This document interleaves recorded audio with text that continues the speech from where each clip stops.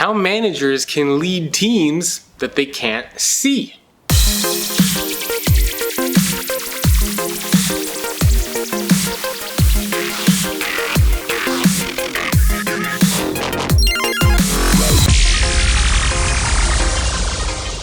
Hello everyone, welcome to another episode of The Future in 5. My name is Jacob Morgan. This is where I share thoughts, ideas, and commentary on the future of work in 5 minutes or less. This episode is being brought to you by the folks over at Targus. That's Targus. They are big believers and champions in this concept of flexible work. And to support that, they offer all sorts of interesting products such as carrying cases, peripherals, and other technologies that you can learn more about by visiting targus.com. Again, that's Targus. So with this concept of flexible work, with remote work, one of the big concerns that a lot of organizations have is how do managers lead teams that they can't necessarily see? In the traditional corporate world, you have a manager that walks around, you see people in their cubicles, you actually know that they're working because you see them working. And so what happens when that disappears, when people are working remotely, when they are not coming into the office? How do you know that they're actually working, and how do you actually lead them? I think there are a couple things that organizations can do. So there are a couple tips that I want to share that I certainly use in my personal life with the freelancers that I work with. So the first one is around leveraging technology. I think technology can be your best friend in this situation.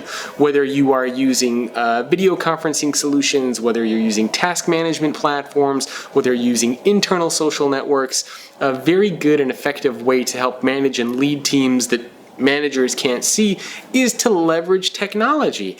Internal social networks can be especially effective where employees can put updates about the things that they're working on. Video conferencing solutions are great where you can have dialogue with them, where you can explain things. So that is definitely a big plus. I think the second thing that managers can do to lead teams that they can't see is set very clear guidelines and expectations. So it's not just that you're hiring people that you can't see and saying, go do whatever you want.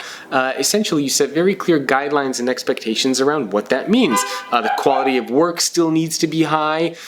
These people still perhaps might need to be available on Skype during set hours every day. So you need to have those guidelines and expectations around what it means to be a virtual employee, or what it means to telecommute. What is expected from that employee? And as a manager, what are you looking for from that employee to make sure that they are still doing a good job? Of course, part of your responsibility of a manager also means that you have to shift your mentality from knowing that they're working by looking at them, by physically seeing them, to actually focusing on the deliverables that they are producing.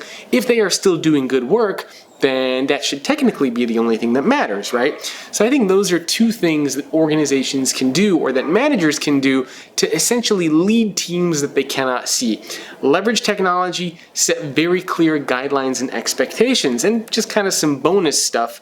A lot of the successful organizations that do this, they still meet with their employees every now and then. Maybe they have retreats every year, maybe every 6 months. So you still have some sort of physical interaction periodically. It's obviously not that often, but the physical piece doesn't just go away completely. So I think those are some things that organizations can do. I'd love to hear what you think.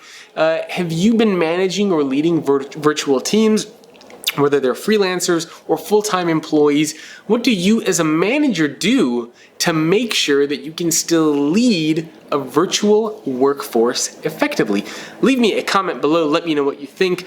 I'm starting a hashtag now, Ask the Futurist. So if you have a question about the future of work that you want me to try to answer, notice I said try to answer, then send me a tweet, hashtag again, Ask the Futurist, or you can direct it to me directly. My Twitter handle is @JacobM, and I'll answer as many questions as I can here.